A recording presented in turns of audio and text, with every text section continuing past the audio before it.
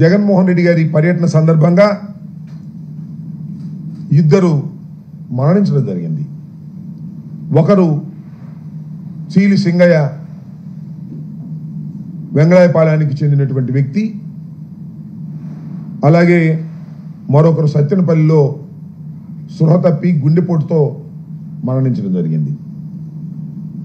ఈ చీలి సింగయ్య మాత్రం యాక్సిడెంట్ జరిగి మరణించాడని ఒక 30-40 మందిని తీసుకొచ్చే ప్రయత్నం చేశాడని రాంచి వాళ్ళే ఇన్వెస్టిగేషన్ అథారిటీ వాళ్ళే కేసు ఇన్వెస్టిగేషన్ చేస్తున్నారు. సింగయ్యను బలి తీసుకున్న జగన్ వాహనం. నాకు అర్థం కాలేదు. ఇది యాక్సిడెంట్. ఆయన చనిపోయిన మాట వాస్తవం. పోస్ట్ మార్టం చేశారు. యాక్సిడెంట్ జరిగింది. ఏ బండి కింద పడ్డాడో అంటే ఎస్పీ గారు చెప్పాడు పలానా బండి కింద పడ్డాడు అని, పలానా బండి కొట్టింది అని చెప్పారు. మరి బలి ఏంటి? ఇంటెన్షనల్గా చేసేది బలి. ప్రమాదం బలి ఎట్ట అవుతుంది? ఇంతకుముందు జరగలేదా ప్రమాదాలు? చంద్రబాబు నాయుడు గారు కాన్వాయ్లో జరగలేదా ప్రమాదాలు? చంద్రబాబు నాయుడు మీటింగ్లు పెడితే జరగలేదా ప్రమాదాలు? ఈనాళ్ళు ఆ వార్త. ఇది కూడా అంతే. జగన్ వాహనానికి సింగయ్య బలి. బలి అంట. ఏంటి మాట నాకు అర్థం కాల. ఎందుకంత అంటే జగన్మోహన్ రెడ్డి గారి వ్యక్తిత్వాన్ని హననం చెయ్యాలి అనేటువంటి ప్రయత్నం. నేను ఒకే ఒక విషయాన్ని చాలా స్పష్టంగా చెప్పదలుచుకున్నాను. నిజంగా జగన్మోహన్ రెడ్డి గారికి ఆయన కాన్వాయ్లోనే కాదు, పక్కన ఎక్కడైనా ప్రమాదం జరిగి పడి ఉన్నా కూడా జగన్మోహన్ రెడ్డి గారు కాన్వాయ్ ఆపుకొని వారిని హాస్పిటల్కు చేరేంత వరకు కూడా ఆయన ఊరుకోడు. ఆయన స్వభావం అలాంటిది. ప్రమాదం జరిగి రోడ్డు పక్కన ఎవరన్నా పడిపోతే నా వాహనానికి ఆయన వాహనానికి తగలని, మరో వాహనానికి తగలని, లేకపోతే మరొకటి జరగని, ఎక్కడ ఏం జరిగినా ప్రాణాపాయ పరిస్థితిలో ఉన్నట్టు ఆయనకి తెలిస్తే హాస్పిటల్కు పంపించి అప్పుడు మాత్రమే ముందుకు వెళ్ళేటటువంటి మనస్తత్వం కలిగినటువంటి వ్యక్తి జగన్మోహన్ రెడ్డి గారు. ఆయన దృష్టిలోకి రాకపోతే అది వేరే అంశం. వీళ్ళేంటి బలి అంట నాకు అర్థం కాల. కేవలం జగన్మోహన్ రెడ్డి గారు కారు వేసుకెళ్ళి గుద్దేశాడు అనేటువంటి భావంతో మీరు ప్రయత్నం చేస్తున్నారు. ఇది దుర్మార్గమని ఈ సందర్భంగా నేను మనవి చేస్తున్నాను. ఇవాళ రకరకాల కథనాలు ఏదో తీసుకొస్తున్నారు, నాకు అర్థం కానటువంటి కథనాలు. ముందు చెప్పినటువంటి స్టేట్మెంట్ ఏంటి, ఇవాళ మాట్లాడుతున్నటువంటి మాటలు ఏంటి, ఈ ఆంధ్రజ్యోతి ఈనాడు ఇన్వెస్టిగేషన్ ఏంటి, నాకు అర్థం కానటువంటి వ్యవహారం. ఏదో ఒక విధంగా జగన్మోహన్ రెడ్డి గారి పర్యటన అత్యంత విజయవంతమైంది. అనేకమైన ఇబ్బందులు పెట్టినప్పటికీ కూడా విజయవంతమైంది. దీన్ని భరించలేక ఎన్ని కేసులు పెడుతున్నారు మా మీద. రాత్రి ఒక కేసు పెట్టారు, వచ్చి నోటీస్ ఇచ్చి వెళ్ళారు నాకు రాత్రి 10ంటికి. అనేక మంది మీద, పల్నాడులో ఉన్నటువంటి వైఎస్ఆర్ కాంగ్రెస్ పార్టీ నాయకుల మీద, సుధీర్ భార్గవ్ రెడ్డి మీద కేసు పెట్టారు, గోపిరెడ్డి గారి మీద కేసు పెట్టారు. ఏదో ఒక విధంగా ఈ పర్యటనలో జరిగినటువంటి విషయాల మీద భూతత్వంలో పెట్టి చూపించి జగన్మోహన్ రెడ్డి గారిని బయటకు రాకుండా కట్టడి చేయాలి అనేటువంటి ప్రయత్నాలు పోలీసు యంత్రాంగం సహాయంతో చేయటం చాలా దురదృష్టకరమని ఈ సందర్భంగా నేను మనవి చేస్తున్నాను. జగన్మోహన్ రెడ్డి గారి పర్యటన విజయవంతమైన తర్వాత దాన్ని చూసి జలసిగా ఫీల్ అయ్యి అనేక రకాలైన దుష్ప్రచారాలు చేసేటటువంటి కార్యక్రమం, జగన్మోహన్ రెడ్డి గారిని వ్యక్తిత్వాన్ని హననం చేసేటటువంటి కార్యక్రమం దుర్మార్గంగా చేస్తున్నారు. దీన్ని ప్రజలు గమనించాలని మనం చేస్తున్నాం. ఏం చేసినా సరే వెళ్తే ఆయన అంట బెట్టింగ్లు గట్టి చచ్చిపోయాడని ఆయన మీద పెడతారు. నాకు తెలుసు బాగా రెంటపాళ్ళ గ్రామంలో బెట్టింగులు కాదు అది. ఈ రకంగా దుష్ప్రచారం, జగన్మోహన్ రెడ్డి గారి ప్రచారం, జగన్మోహన్ రెడ్డి గారి పర్యటన బ్రహ్మాండంగా ఊహకందని విధంగా జరిగితే దాన్ని భరించలేక ఈ విధమైన నీచమైన తప్పుడు ప్రచారాలు చేయటం చాలా దురదృష్టకరమని ఈ సందర్భంగా నేను మనవి చేస్తున్నాను. It is N accident. Accident జరిగింది, దురదృష్టకరం. అతను ఎవరో కాదు, మా కార్యకర్త. జగన్మోహన్ రెడ్డి గారు అంటే తీవ్రమైన అభిమానం కలిగినటువంటి వ్యక్తి. అందుకనే ఆయనకి 10 లక్షల రూపాయల ఆర్థిక సహాయం ఇమీడియట్గా జగన్మోహన్ రెడ్డి గారు చేశారు. మేమందరం వెళ్ళి ఆ కుటుంబాన్ని పరామర్శించాం. పోలీసులు వారిని ఏదేదో చెప్పమంటే వారు చెప్పం, మేము జరిగిందే చెప్తామని వాళ్ళు స్పష్టంగా చెప్పారు. దురదృష్టవశాత్తు చీలి సింగయ్య మరణం మాకు కూడా తీవ్రమైన నష్టాన్ని కలిగించినటువంటి, బాధ కలిగించినటువంటి అంశం అని కూడా ఈ సందర్భంగా నేను మనవి చేస్తాను. ఇలాంటి వాటిని అడ్డం పెట్టుకొని జగన్మోహన్ రెడ్డి గారి వ్యక్తిత్వాన్ని హననం చేయడానికి ప్రయత్నం చేస్తే మాత్రం అది దుర్మార్గమని ఈ సందర్భంగా నేను మనవి చేస్తున్నాను. ఇప్పటికైనా తెలుగుదేశం పార్టీ అదేవిధంగా ఈ ఈనాడు ఆంధ్రజ్యోతి సక్రమంగా ఆలోచించాలి. ప్రమాదం అయితే ఫ్యాక్ట్స్ రాయని తప్పలేదు. బలి అయిపోయారు. జగన్మోహన్ రెడ్డి గారి మీద బురదల్లే కార్యక్రమాలు చేయటం చాలా దురదృష్టకరమని కూడా ఈ సందర్భంగా నేను చెప్పదలుచుకున్నాను. Okay,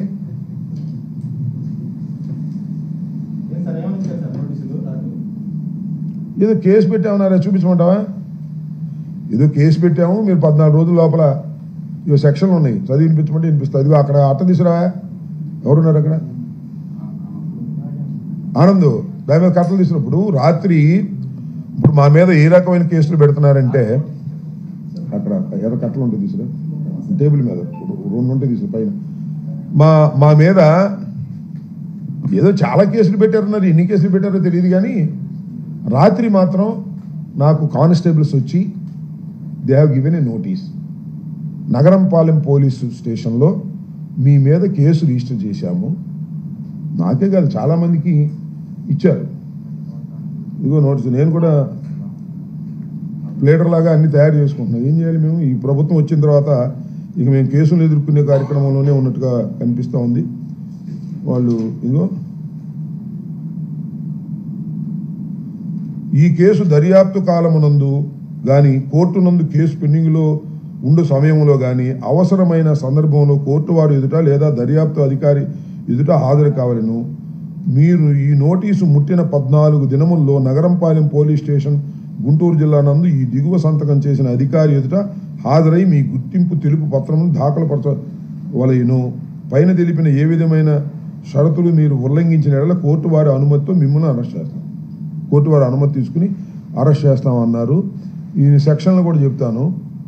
the crime number 227/25 Nagarampalem police station under section 223, 226 clause 2, 189 clause 2 read with 190 BNS 32 police act. దీని మీద మరి నా మీద ఇంకా మరి ఎవరెవరి మీద కేసులు రిజిస్టర్ చేశారో తెలియదు. చేసి రాత్రి నోటీస్ ఇచ్చి వెళ్ళారు. ఇంకా కూడా ఈ పర్యటన సందర్భంగా అనేక మంది వైఎస్ఆర్ కాంగ్రెస్ పార్టీ నాయకుల మీద కేసులు రిజిస్టర్ చేసినట్టుగా గుంటూరులోను అదేవిధంగా పల్నాడులోను జగన్మోహన్ రెడ్డి గారు ఏ ప్రాంతం మీదుగా అయితే వెళ్ళారో ఆ ప్రాంతంలో ఉన్నటువంటి వైఎస్ఆర్ కాంగ్రెస్ పార్టీ నాయకుల మీద కార్యకర్తల మీద పెద్ద ఎత్తున కేసులు రిజిస్టర్ చేసి మమ్మల్ని ఇబ్బంది పెట్టాలనేటువంటి ప్రయత్నం చేస్తున్నారు. నిజానికి చాలామంది ఏంటండి ఈ కేసులని ఐపీఎస్ అధికారులు కూడా ఎన్ని ఫాల్స్ కేసెస్ కదా అనేటువంటి భావన చాలామంది ఐపీఎస్ అధికారులు కూడా ఉంది. కానీ కొంతమంది ఐపీఎస్ అధికారులు మాత్రం మన లోకేష్ గారి ఆఫీస్ నుంచి టచ్లో ఉంటున్నారు. దానిలో మన గుంటూరు జిల్లాకు సంబంధించినటువంటి ఐపీఎస్ ఆఫీసర్ గారు ఐజీ గారు సర్వశ్రేష్ఠ త్రిపాఠి గారు ఆయన ప్రత్యేకంగా వైఎస్ఆర్ కాంగ్రెస్ పార్టీ నాయకుల మీద ఫాల్స్ కేసెస్ పెట్టి ఏ విధంగా అయితే వైఎస్ఆర్ కాంగ్రెస్ పార్టీని అణచాలి అనేటువంటి డ్యూటీని ఆయన చేస్తున్నాడు. ఆయన డ్యూటీ ఏం చేయాలి? లా అండ్ ఆర్డర్ కాపాడాలి. ఎక్కడైతే చట్టం ఫెయిల్ అవుతుందో అక్కడికి వెళ్ళి ప్రయత్నం చేయాలి. ఆ పనిలో లేడు ఆయన. అంబటి రాంబాబు గారి మీద కేసు పెడదామా, లేకపోతే భార్గవ రెడ్డి మీద కేసు పెడదామా, లేకపోతే గోపిరెడ్డి మీద కేసు పెడదామా, అప్పిరెడ్డి మీద కేసు పెడదామా? ఎందుకు అంటున్నాడు ఆయన? లోకేష్ గారి ఆఫీస్ నుంచి ఆయనకి ఫోన్లు వస్తాయి, ఆ డ్యూటీ చేస్తున్నాడు. మేము తప్పు చేస్తే నేరం చేస్తే కేసులు పెట్టండి, మాకేం అభ్యంతరం లేదు. మమ్మల్ని రాజకీయంగా అనచాలని ప్రయత్నం చేస్తారండి పోలీసులు. నాకు అర్థం కాలేదు. మీరు చేయాల్సింది ఏంటి? ఐజీ కానీ ఎస్పీ కానీ డిఐజీ కానీ చేయాల్సింది ఏంటి? ఖచ్చితంగా రాష్ట్రంలో శాంతి భద్రతలు కాపాడాలి. అది కాదు వాళ్ళ పని. రాష్ట్రంలో వైఎస్ఆర్ కాంగ్రెస్ పార్టీని అణచాలి. జగన్మోహన్ రెడ్డి గారిని టూర్ వెళ్ళనీయకూడదు.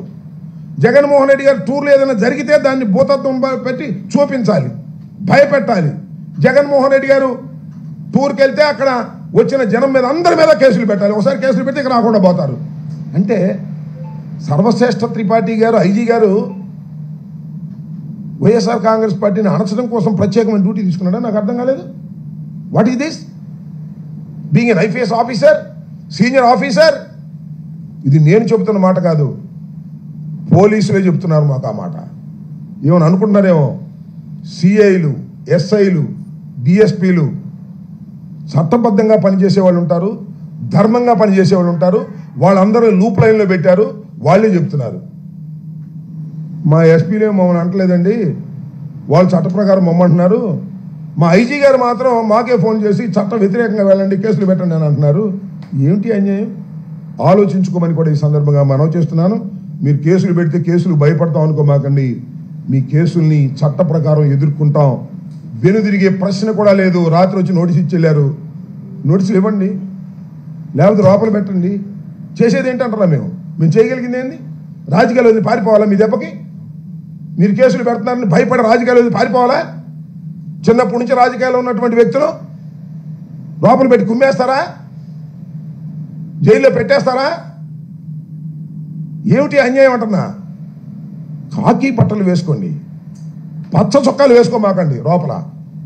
ఇది సరైనటువంటి విధానం కాదని మనం చేస్తున్నా. ఇలాంటి మీ పోలీస్ బెదిరింపులకి బెదరడానికి సిద్ధంగా లేవు. మేము రౌడీలం కాదు, సంఘ వ్యతిరేక శక్తులం కాదు, రాజకీయ పార్టీ కార్యకర్తలు, ప్రజాసేవ కోసం రాజకీయాల్లోకి వచ్చాం తప్ప మరొక దానికోసం రాలేదని కూడా ఈ సందర్భంగా నేను చెప్పదలుచుకున్నా. ఏదో మమ్మల్ని రౌడీలు బెదిరించినట్టు, జేబు దొంగలు బెదిరించినట్టు, దొంగలను బెదిరించినట్టు మమ్మల్ని బెదిరిస్తారా మీరు? మేము దొంగలమా? జేబులు కొట్టేవాళ్ళమా? రౌడీలమా? రౌడీ మామూలు వసూలు చేసేవాళ్ళమా? మేము ప్రజాసేవ కోసం రాజకీయాల్లోకి వచ్చాం. ఆ క్రమంలో మేము ముందుకు వెళ్తున్నాం. ఎక్కడ పొరపాటు జరిగితే పెట్టండి కేసులు, వీ కెన్ ఫేస్ ఇట్. కానీ కావాలని లోకేష్ బాబు చెబితే కేసులు పెట్టేస్తారా? ఎవరి మీద పెడతా? వాళ్ళ మీద. చదువుకున్న వాళ్ళమండి మేము. డాక్టర్ మీద కేసు పెట్టారు, నాన్ బెయిలబుల్ కేసు. ఇవాళ సుధీర్ భార్గవ్ రెడ్డి మీద, డాక్టర్ శ్రీనివాస్ రెడ్డి మీద కేసు పెట్టారు. ఏంటిది? రోజులు ఎప్పుడు ఇలాగే ఉంటాయి అనుకున్నారా? అయిపోయింది సంవత్సరం. గుర్తుపెట్టుకోండి. యాక్సిడెంట్ జరిగితే దానికి జగన్మోహన్ రెడ్డి బలి చేశాడంటారా? జగన్మోహన్ రెడ్డి గారి వ్యక్తిత్వాన్ని హననం చేస్తారా? జగన్మోహన్ రెడ్డి ఎలాంటి వాడు?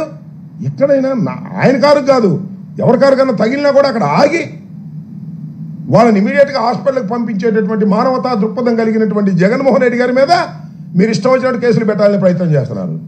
మా మీద ఇష్టం వచ్చినట్టు కేసులు పెట్టాలని ప్రయత్నం చేస్తున్నారు. జాగ్రత్త అని మనం చేస్తున్నా. కాకి బట్టలు వేసుకొని చట్ట ప్రకారం వ్యవహరించండి తప్ప కాకి బట్టల ముసుగులో పచ్చ చొక్కాలు వేసుకొని మీరు ప్రవర్తిస్తే మేము దేనికైనా సిద్ధంగా ఉన్నామని కూడా ఈ సందర్భంగా నేను చెప్పదలుచుకున్నాను. న్యాయస్థానాలు ఉన్నాయి ఇక్కడ ప్రజాస్వామ్య దేశంలో. మీ ఇష్టం కాదు, మిలిటరీ పరిపాలన కాదు, పోలీస్ పరిపాలన కాదు, చట్టబద్ధమైన పరిపాలన, రాజ్యాంగ ప్రకారం జరుగుతున్నటువంటి పరిపాలన. ఒక వ్యక్తిని అరెస్ట్ చేయాలంటే కొన్ని ప్రొసీజర్స్ ఉంటాయి. అన్ని ప్రొసీజర్స్ని మీరు వైలేట్ చేసి మీరు అరెస్ట్ చేస్తున్నారు, రిమాండ్కి పంపుతున్నారు. చూస్తాం వాటి సంగతి కూడా రాబోయే కాలంలో అని కూడా ఈ సందర్భంగా నేను చెప్పదలుచుకున్నాను. ఇలాంటి పిచ్చి పిచ్చి బెదిరింపులకు బెదరడానికి వైఎస్ఆర్ కాంగ్రెస్ పార్టీ నాయకులు, కార్యకర్తలు సిద్ధంగా లేరని కూడా ఈ సందర్భంగా నేను చెప్పదలుచుకున్నాను.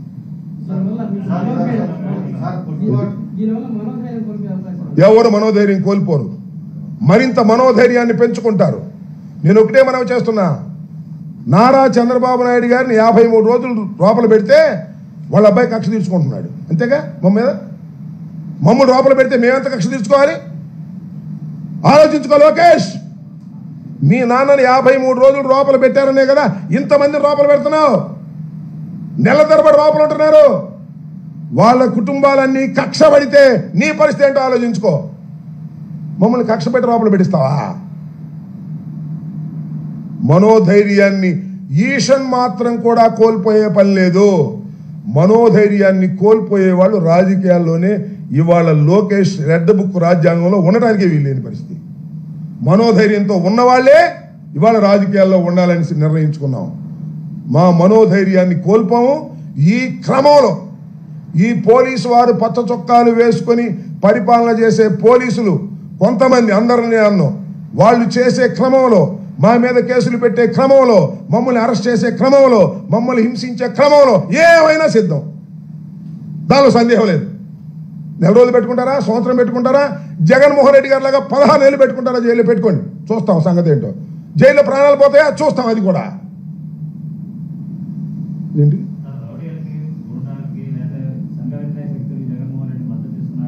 అని సంఘ విద్రోహ శక్తి. అసలు జగన్మోహన్ రెడ్డి సంఘ విద్రోహ శక్తి అండి, ముఖ్యమంత్రిగా పనిచేసిన వ్యక్తి. అరే రేపు మీ ఇంటికి పాల్గొనడానికి వచ్చారనుకో ఏదైనా పని నుండి నీ మీద ఒక కథ పెట్టేస్తారు. పలానా సుబ్బారావు, పలానా వెంకయ్య, పలానా పుల్లయ్య జేబు దొంగ, ఆ దొంగ, ఈ దొంగ అని. నేను అడుగుతా ఉన్నానయ్యా, ఇవాళ ఎక్కడికి వెళ్ళాడు? రెంటపాళ్ళు వెళ్ళాడు. నాగమల్లేశ్వరరావు బెట్టింగ్ అంట. పోయే కాలం కాకపోతే ఏముంది? వాళ్ళకి 40 ఎకరం పొలం ఉంది, 2 అన్నదమ్ములు, మంచి వ్యవసాయదారులు, కాంట్రాక్టులు చేస్తారు, డబ్బులు బాగా ఉన్నవాళ్ళు. బెట్లు కట్టి డబ్బులు పోయేటప్పుడు ఊరేసుకున్నాడంట, చచ్చిపోయాడంట, గుట్టగాల్చి మొఖాన్ని వేశారు. సరే తెనాలి వాళ్ళ సంగతి ఏదన్నా కానీ మేము వెళ్ళింది దేనికి? తెనాలిలో పోలీసులు రోడ్డు మీద అరికాల మీద కొట్టినటువంటి ఒక అసాంఘికమైన చర్యకు పోలీసులు పాల్పడ్డారు. వాళ్ళు ఏమనాలి? పోలీసుల్ని ఏం చేయాలి? పోలీసులు చట్టాన్ని చేతుల్లోకి తీసుకుంటే తప్పని చెప్పకూడదా? వాళ్ళ క్యారెక్టర్లు ఏమన్నా కానీ, ఒక దొంగని కొడతావా? ఒక రేపిస్ట్ కొడతావా? చట్టం ఉంది. కొట్టేదైతే కోర్టు మానేసేయండి, ఎందుకు అనవసరం?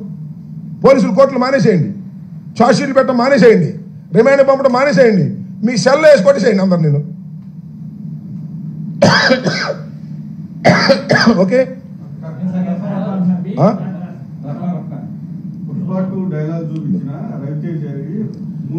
ఏందండి నాకు అర్థం కాలేదు. ఎస్ నేను చెప్తాను. రఫా గురించి మీరు కూడా అడిగేది. మొన్న రేవంత్ రెడ్డి ముందే మాట్లాడాయా? ఎవరు? అల్లు అర్జున్ ఒక సినిమా డైలాగ్ చెప్తానండి అని రేవంత్ రెడ్డి దగ్గర చెప్పాడు. రఫా రఫా రఫా అని చెప్పాడా లేదా? కేసు పెట్టమని అతను. నేను చెప్తాను, నేను చెప్పేది నబ్బా, అది కూడా చెప్తాను.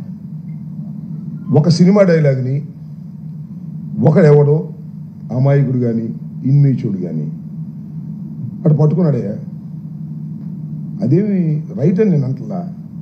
అసలు నేను ఇక్కడ ఆలోచించాల్సింది ఏంటంటే, అదేదో ప్రీ ప్లాన్డ్గా పెట్టించామని నేను, జగన్ గారు, లేకపోతే ఆయన పేరేంటి సజ్జల భార్గవ రెడ్డి, మేమే రాసి వాడిని పట్టుకోరా అని చెప్పామని చెప్పించారు. అడి చేత ఆ కుర్రోడి చేత భార్గవ రెడ్డి పేరు చెప్పించారు, సుధీర్ భార్గవ రెడ్డి పేరు చెప్పించారు, కావాలని చెప్పించి ఆయన పెట్టారు. మేము చెబుతామండి ఆ పనులు, మేము చేస్తామండి ఆ పనులు. సరే నేను అడుగుతున్నా, ఒక అమాయకుడు, ఇంకో విషయం తెలుసా మీకు? మీ పేరు చెప్పనప్పుడు అందుకే పేరు చెప్తే తేడాలు వస్తున్నాయి. ఏమో తెలుసా?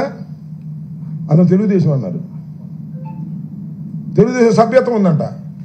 అంటే తెలుగుదేశంలో సభ్యత్వం ఉన్నవాడే సంవత్సర కాలం పరిపాలన తర్వాత రఫ రఫ రఫ అని పెట్టాడంటే ఏంటి? మీరు ఎక్కడికి పోతున్నారు? మీ ప్రభుత్వం. ఒక కుర్రవాడు తెలుగుదేశం సభ్యత్వం ఉండి రఫ రఫ కోసేస్తాం అంటుండే మీ కార్యకర్త అంత తిరగబడ్డాడంటే మీరు ఎక్కడికి పోతున్నారా? లోకేష్ ఎక్కడ పోతున్నారా? చంద్రబాబు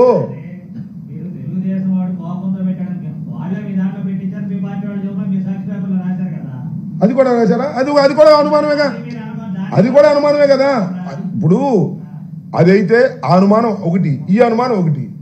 ఆ తెలుగుదేశం వాళ్ళే పెట్టించి ఉండొచ్చు, లేకపోతే వాడికే కోపం వచ్చి పెట్టచ్చు. ఎట్లా కావదు కదా. దేనైనా అనుమానం అయ్యా, మాకున్నటువంటి డౌట్. నువ్వు ఈ మాటలు మాట్లాడావంటే ఇది అనుమానం. No no no no no no no no no అది సినిమా డైలాగ్ పెడితే తప్పేంటి అన్నాడు. రకరకాలుగా పెడుతుంటారు మాస్లోకి వచ్చినప్పుడు. నేను చెప్పాక ఇందాక అల్లు అర్జున్ డైరెక్ట్ గానే చెప్పాడు రఫా రఫా అని.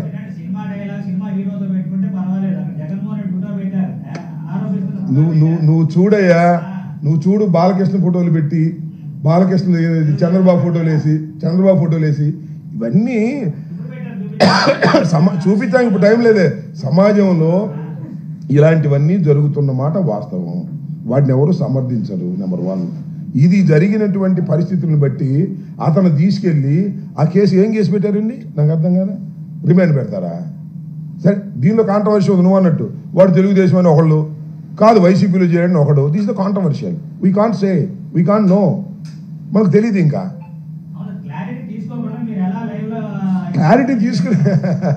క్లారిటీ తీసుకోవడానికి వాడి పుట్టు పూర్వోత్తరాలు ఆపోటే వచ్చినాయ్యా.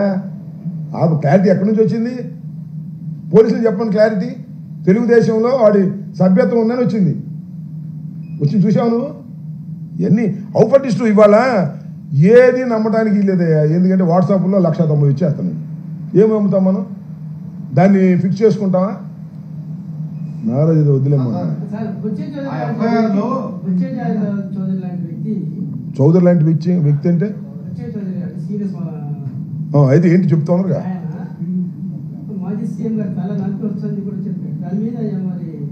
ఆయన బుచ్చి చౌదరి కాదు, పిచ్చి చౌదరి. ఇవాళ నరకాలు అంటాడు, రేపు కొరకాలు అంటాడు. వయసు పెరిగిపోయింది కదా, బుర్రపోయింది. అది జగన్మోహన్ రెడ్డి గారు ఎక్కడ నరకాలు అన్నాడంటే నాకు అర్థం కాదా. వాడి సందర్భంలో ఏమన్నాడు ఏంటని తెలుసుకున్నాడు, అంతే కదా. దానిలో తప్పేంటి, సినిమా డైలాగ్ కదా అన్నాడు ఆయనకున్న ఆ స్పాంటేనియస్ దానిలో. దానికంటే జగన్మోహన్ రెడ్డి గారు మెరకాయ నరికేస్తాడా కొరికేస్తాడా ఈ పిచ్చి చౌదరి బుచ్చి చౌదరిని? పిచ్చెక్కినట్టుగా ఉంది అతనికి. ఆయన ఫ్రస్ట్రేషన్లో ఉన్నాడులే, ఆయన ఏదో ఫ్రస్ట్రేషన్లో ఉన్నాడు. మేము కేసు పెడితే తీసుకొచ్చి ఎవడే తీసుకునేది? ఆ సర్వశ్రేష్ఠ త్రిపాఠి తీసుకుంటాడా? ఒకవేళ తీసుకుంటే వాటిని ఆన్సర్ చేస్తారు. ఎవరన్నా సిన్సియర్గా ఒక ఆఫీసర్ ఉన్నాడు, ఇట్లా నరకాలన్నా తీసుకెళ్ళి ఇచ్చామనుకో, నగరం పాలెంలోనో లేకపోతే ఇంకో చోట మాబోటి ఇచ్చామనుకో, ముందు వాటి ఆన్సర్ చేస్తారు వాడు తీసుకున్నందుకే. ఇట్లా ఉంది వ్యవహారం. మేము కేసులు పెడితే తీసుకునే పరిస్థితి ఉందా ఇవాళ? ఏంటి ఇచ్చినాడికి ఏం దిక్కులేదు. పబ్లిసిటీ సంగతి సార్ ఇచ్చినాడు, 2 ఇచ్చానయా. ఏమయ్యా 2 ఇచ్చా? ఎక్కడ? ఏపేటిది? పట్టాపురం పోలీస్ స్టేషన్లో కిరాక్ ఆర్పీ మీదను సదరు కిరాక్ ఆర్పీ గారి మీద శ్రీ కిరాక్ ఆర్పీ గారి మీద శ్రీ ఆయన పేరేంటి సీమ రాజా మీద 2 కంప్లైంట్స్ ఇచ్చా. బుష్ నా మీద కేసులు పెడుతున్నారు. నా ఎలా నువ్వు ఇస్తావా మా వాళ్ళ మీద కేసులు అని అక్కడ సిఐ గారి కోపం వచ్చి నా మీద కేసు పెట్టాడు. సిఐ గారు వాళ్ళు నగరం పాలెం కాదు, నేను ఇచ్చింది ఇది, నిన్న వచ్చింది నగరం పాలెం. చెప్పాక ఇప్పుడు సెక్షన్లో విషయం ఆ సెక్షన్ చదివితే కానీ తెలియదు. రాత్రి చీకట్లో వచ్చి ఇచ్చారు, చూసుకోవాలి. ఇంకా సెక్షన్ చూడాలండి. ఇదే 223, 126, 189 ఇవన్నీ ఇచ్చారు, చూసి చెప్తాం. ఇలాగనే కదా. ఇంకోటి అది అరెస్ట్ చేసే సెక్షన్. ఇప్పుడు ప్రస్తుతానికి అరెస్ట్ చేసే సెక్షన్లు కాదు కాబట్టి రాత్రి వచ్చి నోటీస్ ఇచ్చారు. ఈ పైన 41 నోటీస్ తీసుకోవడానికి రమ్మన్నారులే. ఈ పైన విధించిన షరతులు ఏవైనా మీరు ఉల్లంఘిస్తే కోర్టు వారి పర్మిషన్తో మిమ్మల్ని అరెస్ట్ చేస్తాము అన్నారు. ఎప్పుడు అరెస్ట్ చేయాలని వాళ్ళ కోరిక ఉంది, మేము సిద్ధంగా ఉన్నాము. ఏం చేస్తాం? ఇంకా ఏం శర్మ గారు పారిపోయలేంగా. చెప్పాక ఇంతకుముందు ఏమయ్యా ఇప్పుడు ఈ వయసులో వెళ్ళి ఏ రిసార్ట్లోనో దాక్కుని 1 నెల తర్వాత పట్టుకుని ఇవన్నీ ఎందుకు? ప్రభుత్వ హయాంలో కేసులు పెడితే వ్యాఖ్యలు చేస్తారు, ఇది దారుణం అని చెప్పేసి అంటున్నారు మాజీ మంత్రి అంబటరాంబాబు. ఆ టైంలోనే పల్నాడు ఎస్పీ రవిశంకర్ రోడ్డు మీద వచ్చి కొట్టాడు. నీకు దండం పెడతా, మేము ఇన్ని కేసులు పెట్టామంటా, మేము ఇంతమంది లోపలేసామంటా. ఎవరో కొన్ని కేసులు పెట్టారు, ఇన్ని కేసులు మేము పెట్టామా చెప్పండి? జగన్మోహన్ రెడ్డి గారు అది కాదు, మన ఈయన పేరేంటి చంద్రబాబు నాయుడు గారు ప్రచారానికి వెళ్తే మేము కేసులు పెట్టామా? కేసులు పెట్టకుండా లేవు. చట్ట ప్రకారం పోలీసులు కేసులు పెట్టారు. ఇన్ని నెలలు ఎవడన్నా ఉన్నాడా చెప్పండి? ఆయన ఎవరో ఉన్నాడు, ఆయన పేరేంటి వ్యవసాయ శాఖ మంత్రి గారు, జైల్లో ఉన్నాడా హాస్పిటల్లో ఉన్నాడు బారు ఫైల్స్ అని. ఎన్ని ఇవాళ ఒక ప్లాన్డ్గా కుట్రగా నన్ను అరెస్ట్ చేయడప్పుడే నేను 4-5 నెలల దాకా బయటికి రాకుండా ఉండే కేసులు ఎన్ని పేర్చిన తర్వాత అరెస్ట్ చేస్తారు. నాకు తెలుసు ఆ విషయం. ఎవరు వాయిస్ కేసులు పెట్టిన కొద్దికి పెరిగిద్ది, వాయిస్ కేసులు పెట్టిన కొద్దికి నా వాయిస్ పెరిగిద్ది. అర్థమైందా? నా బాధ నా ఆవేదన పోలీసు వ్యవస్థ మీద కాదు, పోలీసుల మీద కాదు, పోలీసుల్ని ప్రయోగిస్తున్న ప్రభుత్వ విధానం మీద. ఆ క్రమంలో పోలీసు వారి మీద కూడా మేము కేసులు పెడతాం క్రమం వచ్చినప్పుడు. Police are the toys in the hands of Lokesh. అలా టాయ్స్గా పనిచేసే వాళ్ళు మాత్రమే ఉంటున్నారు, కడమ వాళ్ళని షిఫ్ట్ చేసేస్తారు. కొంతమంది సిన్సియర్ ఐపీఎస్ ఆఫీసర్ ఉన్నారు పాపం, వాళ్ళ మాట సీఏ వినటానికి లేదు. వింటే మన సర్వశ్రేష్ఠ త్రిపాఠి గారు ఒప్పుకోడు. ఆయన దగ్గర నుంచి ఫోన్ వస్తుంది, డిఎస్పీ గారి దగ్గర నుంచి. డిఎస్పీ